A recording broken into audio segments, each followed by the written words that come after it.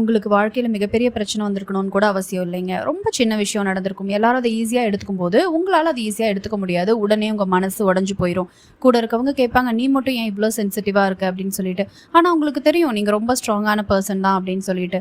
ஆனாலும் அப்படியான சின்ன சின்ன விஷயங்களுக்கு ஏன் நீங்க அவ்ளோ உடைஞ்சு போயிடுறீங்க அப்படிங்கிறதுக்கான முக்கியமான 5 உளவியல் காரணங்களும் மற்றும் அதன் தீர்வுகளும் தான் இந்த வீடியோல நான் சொல்லியிருக்கேன். வீடியோவ ஸ்கிப் பண்ணாம முழுசா பாருங்க. கண்டிப்பா அது உங்களுக்கு யூஸ்ஃபுல்லா இருக்கும்னு நம்புறேன். இப்ப வாங்க வீடியோக்குள்ள போலாம். முதல் உளவியல் காரணம், நீங்க உங்க உணர்ச்சியை ரொம்ப நாட்களா சப்ரஸ் பண்ணி வச்சதா கூட இருக்கலாங்க. சில பேருக்கு பெரிய விஷயத்துல கூட அழுக வராது. பரவாயில்ல, நான் ஹேண்டில் பண்ணிக்கிறேன்ட்டு போயிருவாங்க. ஆனா ஒரு நாள் யாராவது சின்ன விஷயம் சொன்னாலே உடைஞ்சு போய் அழுக ஆரம்பிச்சிருவாங்க.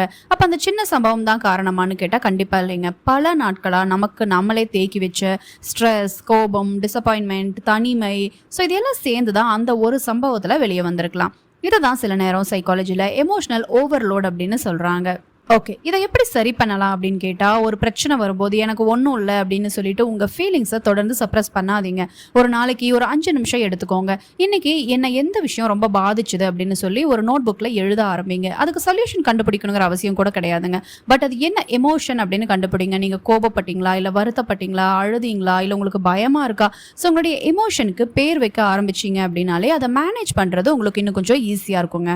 இரண்டாவது உளவியல் காரணம், உங்களுடைய செல்ஃப் வர்த் மற்றவங்களோட அப்ரூவலை டிபெண்ட் பண்ணி இருக்கலாம். அப்படி இருந்துச்சுன்னா சின்ன ரிஜெக்ஷன் கூட பெரிய எமோஷனல் பெயினாக இருக்கும். யாராச்சும் உங்களை பாராட்டினாங்கன்னு வச்சுக்கோங்களேன், நீங்கள் ரொம்ப ஹாப்பி ஆகிடுவீங்க. யாராவது கிரிட்டிசைஸ் பண்ணால் உங்களால் அதை தாங்கிக்கவே முடியாது. உங்களுக்கு ரொம்ப பிடிச்சவங்க உங்களுக்கு ரிப்ளை பண்ணினா ஓகே அவருக்கு நான் ரொம்ப முக்கியம் போலன்னு நினைப்பீங்க. ரிப்ளை பண்ணலைன்னா நான் அவருக்கு தேவையே இல்லை.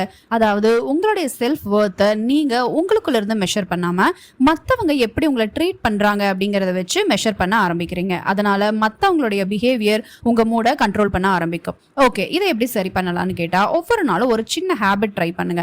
அந்த நாள் மற்றவங்க உங்களை எப்படி பாக்குறாங்க அப்படின்னு எழுதாதீங்க. அதுக்கு பதிலா இன்னைக்கு நான் மதிக்கும்படி என்ன நான் செஞ்சுக்கிட்டேன் அப்படின்னு எழுதுங்க. ஒரு ஸ்மாலான டாஸ்க் கம்ப்ளீட் பண்ணியிருக்கலாம். உங்களுக்கு நீங்களே ஒரு பவுண்டரி செட் பண்ணியிருக்கலாம். ஒரு டிஃபிகல்ட்டான சிச்சுவேஷனை ரொம்ப காமா ஹேண்டில் பண்ணியிருக்கலாம். இப்படி செல்ஃப் வர்த்தை எக்ஸ்டர்னல் அப்ரூவல் இருந்து இன்டர்னல் எவிடன்ஸுக்கு ஷிஃப்ட் பண்ணும்போது கண்டிப்பா உங்களுக்கு ஆகிற அந்த சின்ன சின்ன ஹர்ட்ல இருந்து உங்களை நீங்களே காப்பாத்திக்கலாம். சரிங்க, நீங்களும் இந்த மாதிரி சின்ன சின்ன விஷயங்களுக்கெல்லாம் ஹர்ட் ஆகி உங்களை நீங்களே கஷ்டப்படுத்திட்டு இருக்கீங்களா? இது உங்களுக்கு ரிலேட் ஆயிருந்துச்சு அப்படின்னா இந்த வீடியோக்கு ஒரு லைக் செஞ்சுட்டு என்னுடைய சேனலை சப்ஸ்கிரைப் பண்ணிக்கோங்க. மூன்றாவது உளவியல் காரணம், இப்போ உங்களுக்கு ஒரு இன்சிடென்ட் நடக்குதுன்னு வச்சுக்கோங்களேன். அது இப்போ நடந்ததா இருக்கலாம். அந்த வார்த்தை உங்களுடைய பழைய காயத்தை ட்ரிகர் பண்ணி இருக்கலாம். உதாரணத்துக்கு ஒருத்தர் உங்களை பார்த்து இதை கூட சரியா உங்களுக்கு செய்ய தெரியலையா அப்படின்னு சொல்றாங்கன்னு வச்சுக்கோங்களேன். அந்த ஒரு சென்டென்ஸுக்கு நீங்க உடனே ஹர்ட் ஆகுறீங்க.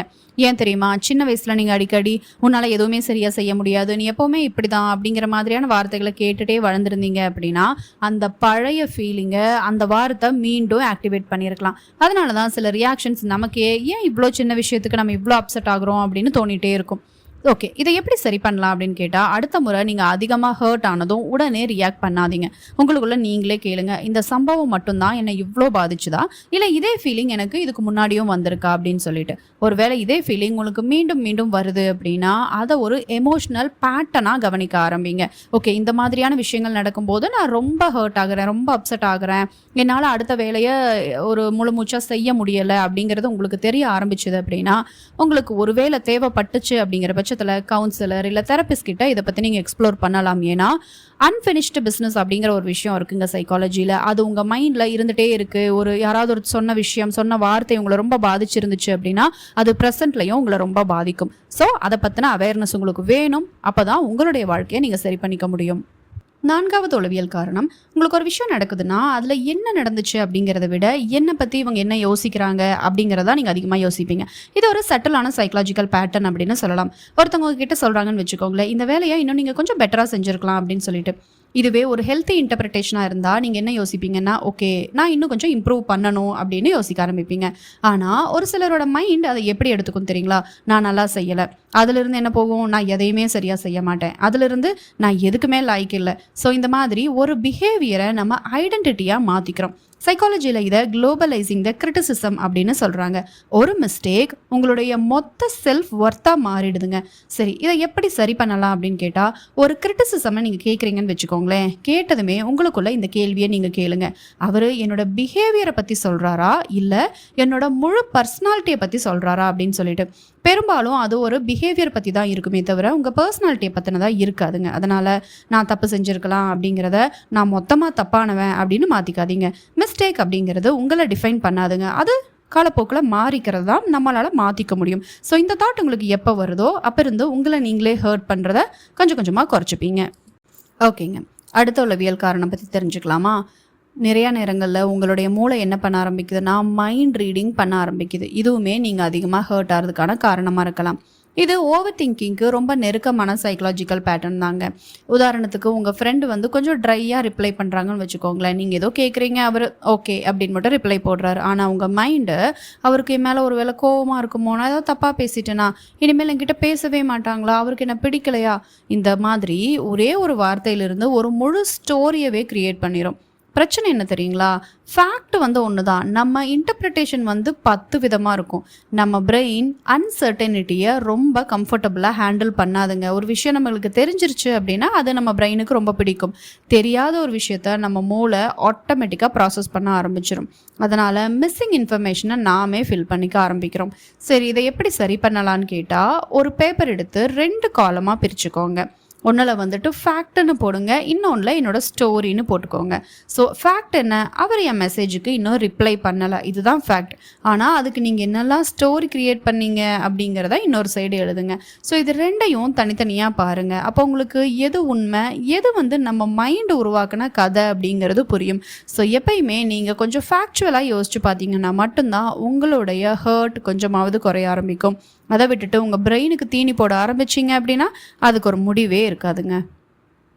கடைசியாக ஒன்று சொல்லிக்கிறேங்க, சின்ன விஷயத்துக்கே ஹர்ட் ஆகுறீங்க அப்படின்னா உடனே உங்களை நீங்களே நான் ரொம்ப சென்சிட்டிவ் அப்படின்னு லேபிள் பண்ணிக்காதீங்க. அதுக்கு பதிலாக என்னுடைய ரியாக்ஷனுக்கு பின்னாடி என்ன சைக்கலாஜிக்கல் பேட்டர்ன் இருக்குது அப்படின்னு பாருங்கள். அது பழைய எமோஷ்னல் வோண்டாக இருக்கலாம், இல்லை உங்கள் செல்ஃப் ஒர்த்தாக இருக்கலாம், மைண்ட் ரீடிங் அப்படி இல்லைனா ஓவர் திங்கிங்காக இருக்கலாம், நீங்கள் அடுத்தவங்க கிட்ட அப்ரூவல் தேடுற பழக்கமாக இருக்கலாம், இல்லைனா நீண்ட நாட்களாக உங்களுக்குள்ளேயே நீங்கள் அடக்கி வச்ச அந்த எமோஷன்ஸாக கூட இருக்கலாம். அடுத்த முறை ஹர்ட் ஆனால் உங்களுக்கு நீங்களே இதெல்லாம் கேட்டு பார்த்துக்கோங்க. இந்த காரணங்களை நான் எதனால் இப்படி ஹர்ட் ஆகிறேன் அப்படின்னு சொல்லிட்டு ஒரு விஷயம் மட்டும் நினைவில் வச்சுக்கோங்க.